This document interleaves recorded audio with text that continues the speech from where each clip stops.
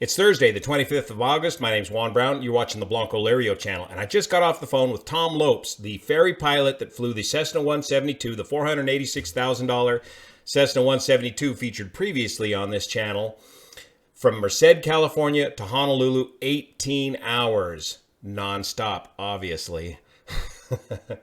There's a lot of good information here. Let's get into it. Tom was delivering this brand new Cessna 172 to George Hanzawa at George's Aviation in Honolulu, Hawaii. George runs George's Aviation in Honolulu, where he has a fleet of rental aircraft, training aircraft. He gives tours, provides transportation, and does charter flying out of Honolulu. And of course, all those aircraft in his fleet need to be ferried to Hawaii. With special permission from George, I was able to use his Facebook video here that he shot of Tom's arrival into Honolulu. 18 hours after flying. We'll take a close look around the aircraft and just show how crammed this single-engine aircraft was for this ferry flight. Now, Tom is in there finishing up his paperwork for this ferry flight, and let me give you a little bit of background about Tom. There he is right there. Now, Tom's been ferrying airplanes since 1988. This is a professional business that's been going on for many years. And during COVID here, or after COVID, with this resurgence in pilot training and the shortage of pilots, his ferry business has been taking off, so to speak. He's been getting very, very busy recently doing these ferry flights. Typically, he ferries larger aircraft, King Airs, Pilatus, turboprops, that sort of thing. But George is an old friend of Tom's, and he agreed to ferry this 172 for George all the way over to Honolulu. George, the owner of the flying school, prefers to have his aircraft ferried, especially these smaller aircraft like the 172, flown over to Honolulu, because when you tear the aircraft apart to put it in a boat, it never gets reassembled quite exactly correctly again. Usually the wings are out of rig, the fuel system doesn't balance correctly, the fairings don't line up nicely. If you can keep the aircraft intact by ferrying it over there, it's a much better airplane by the time it arrives over to Hawaii, assuming, of course, it makes it, which they normally do. The cost of doing it via a boat is about the same. Tom gets a lot of money for this very professional work that he does, and it is about the same as cost as shipping it via a boat. But the aircraft shows up in much better shape to the customer once it's ferried over there. Now, Tom has been doing this, like I said, since 1988. He's got a team of people. He's not out there by himself doing this, though he's an A&P mechanic and rated for all these different aircraft. He has a team of 8 to 10 people that help him with each of these ferry flights. And it takes weeks of advanced preparation, months in some cases, before one of these ferry flights can be pulled off. In this case, he had to wait 6 weeks. It took him 6 weeks just to get the tank system together for this aircraft, and then another 3 weeks to wait for the winds to be correct for the ferry flight. Now, during the ferry flight itself, it's a very, very busy flight. He barely has time to even eat a sandwich. Some of the things that are going on, first of all, if we look at the FlightAware data, you see where it was green and it showed his altitude, 6,000 feet, and then it bumped up white to 10,000 feet. On this particular ferry flight, Tom never made it to 6,000 to 10,000 feet. He flew this entire ferry flight at 6,000 feet. The IFR waypoints. Remember on the previous video, I explained how you have the waypoints on the C track, IFR track to Honolulu, which gives you a great circle route to Honolulu. Great circle is if you put a string over a globe and connect 2 points, it'll create an arc, or a great circle route will be the shortest distance. As an airliner, we got to report each of those points. Well, those points are about 400 miles apart. So that works out in an airliner to just under 1 hour for each reporting point. Well, Tom in the 172, he's also required by ATC to make a report every hour.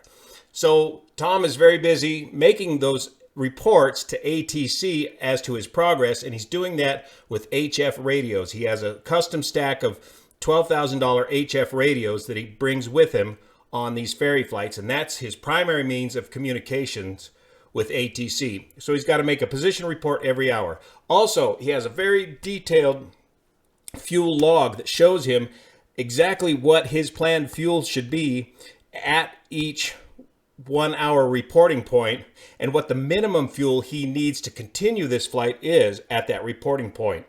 It's not like you got a single equal time point like we use in the airlines, and you got to make a decision at that one equal time point. He's making fuel decisions the entire route every hour at each position reporting point. He also uses, though he's single pilot, he's got his entire team backing him up, 8 to 10 folks, and they're backing him up via the InReach, the Delorme or Garmin InReach tracker, and they're able to send text messages via satellite on this tracking system. And from there, he's got his crew on the ground that are also monitoring his progress, his fuel, and his winds, and are backing him up on his navigation and fuel management decisions. Now, regarding fuel management, first let's talk about oil. The question came up: what does he do for oil on these engines? 18 hours. Well, this is a brand new Cessna 172. They know that the oil burn rate is very, very low. He probably burned less than a quart of oil this entire 18 hours. So they elected not to put a oil replenishment system in on this particular flight, on this 172. But they do have the capability of doing that, particularly if it's a high time engine. Now the fuel, you've got two options on the fuel system when you're rigging up these tanks. And let's see if we can find a picture here that illustrates the fuel system inside the 172 there. This fuel system occupies the entire rear seat area of the aircraft. Basically, the entire rear seat area of the aircraft is fuel system, fuel tank. So it's a box with a fuel tank inside of it. And he's also running double redundant fuel boost pumps to transfer the fuel. The two options, like I said, is a fuel system that feeds directly into the engine, or two, a fuel system that replenishes the existing fuel system. In other words, replenishes the wing tanks. The replenishment of the wing tank fuel system is much preferred over a direct fuel system to the engine, because many more things can go wrong with a auxiliary fuel system that is plumbed directly to go to the engine.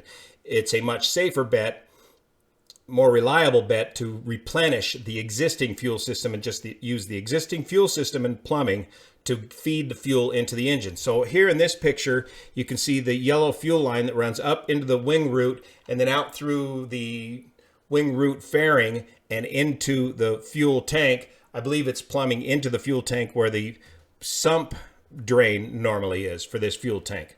So now George has to very carefully manage this. Why? Because it's a temporary system, FAA approved, one-time Ferry flight approved system that allows you to replenish these fuel tanks, but it has no warning systems in it like a typical airliner or any other system. So you have to very carefully manage the replenishment of the main fuel tanks, because it's very easy for you to turn the system on and just simply overfill the tanks and vent that fuel right overboard. So you've got to carefully monitor the replenishment of the fuel system into the wing tanks, as those wing tanks will be drained.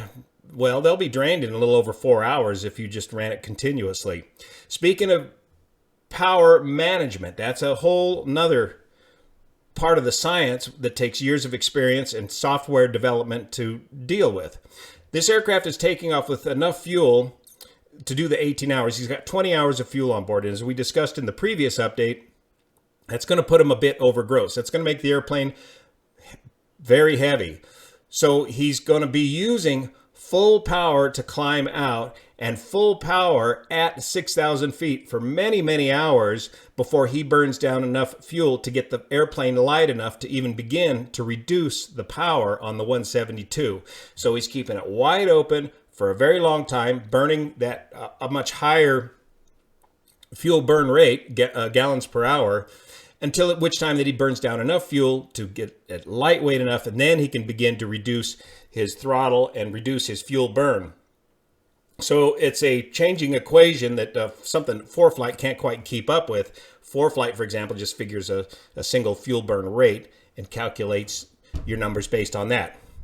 So that's all part of the equation as well. When do you make that power adjustment change? And that, again, he's working with his team on the ground.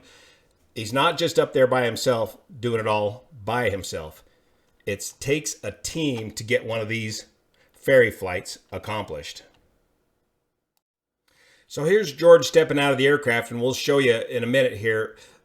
But that aircraft is so full of fuel tanks, the little 172, that he couldn't even recline the seat or move his seat very far aft, and that's all very carefully calculated in the CG requirements, and that's all reported to the FAA as well and approved by the FAA. But you're cramped up in there for 18 hours. It is physically demanding and mentally demanding work. And here we can see what he flies with. He does not fly with a poopy suit over the Pacific. He's flying in his shorts and looks like a fly fishing type of shirt just for comfort. The fact is, well, in the event of an emergency, what he keeps with him is a Ziploc baggie in which he can throw his inReach radio with him, and he's got his EPIRB and he's got his life jackets and all that sort of thing to get once he lands. But the fact of the matter is he's only at 6,000 feet. You're going to come down close to 1,000 feet a minute. So you got 5 to 6 minutes before you're going to get wet. So basically the procedure is hit emergency on the inReach. You don't have a lot of time to communicate, maybe get off a quick radio call. Again, those airliners are overhead at 1, 2, 3, 4, 5. You can talk to those folks. But other than that, you've got to pretty much set up and be ready to get wet within 5 to 6 minutes. Preparing for these flights is no less than a 60-point checklist. And part of that checklist involves, well, physiological needs and dietary needs as well.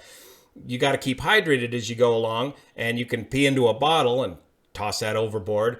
But as far as anything else, you do bring a plastic bucket along with you, similar to what we used in the C-130, a plastic bucket with a garbage bag, which you hope to never have to use. But that bucket and plastic garbage bag can be used for many other uses, like checking the fuel or use it as a ladder, and the bag, of course, for collecting garbage in the cockpit or making something, holding stuff for waterproof in the event of a ditching. Here's another look at that fuel system, how it's tied into the main wing tanks with FAA approval. Tom works with his local FSDO there in Merced. The local FAA is very familiar with Tom's operation, as he's been doing it since 1988. And here we can see the fuel vent system, it looks like, has been modified for this fuel tank as well. So with the larger airplane, Tom typically likes to fly with 2 pilots, but in the 172, there just simply is not enough room for 2 pilots. In the right seat, he's got additional radios and emergency equipment, so there is no room for 2 pilots. And Tom says it takes the average ferry pilot 10 or to 15 long-range ferry flights to begin to get enough experience before you would ever want to go do this solo. So it takes a long time to get proficient at the very special and unique characteristics that this job requires to fly small, especially single-engine aircraft, long range over the ocean. Now, George is going to turn around and do another ferry flight right away tomorrow, but in fact, that end number will be, and he allowed that this be released, and if you want to watch him tomorrow, that'd be Friday, the whatever day it is, the 26th of August. That'll be November 686 Alpha Kilo. I think it's a King Air. He's going to eventually take that King Air to Thailand, first stop Honolulu. But watch as George steps out of the 172, just how physically demanding this job is. It's literally painful. And he's out. Welcome, Tom. Yay!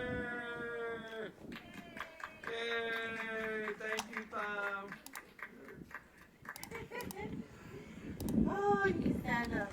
Oh, wow. Boy, unbelievable. You gotta go restroom? You good? Yes, I gotta go to the restroom. Right up there. 18 hours. All right, let's go. Ouch, man, it's like you could barely walk. He's got to recover from this ferry flight, get some proper crew rest, and then turn around and go do it again. So thanks so much for your support of this channel, especially the folks over on Patreon that make this content possible. Be sure and check out the previous videos on this particular aircraft. This is the very same 172 that was featured here, 6 months or more ago, about the $486,000 Cessna 172, and look to that video for the explanation of why these new aircraft cost so much to this day. Thanks so much for your support. See you here.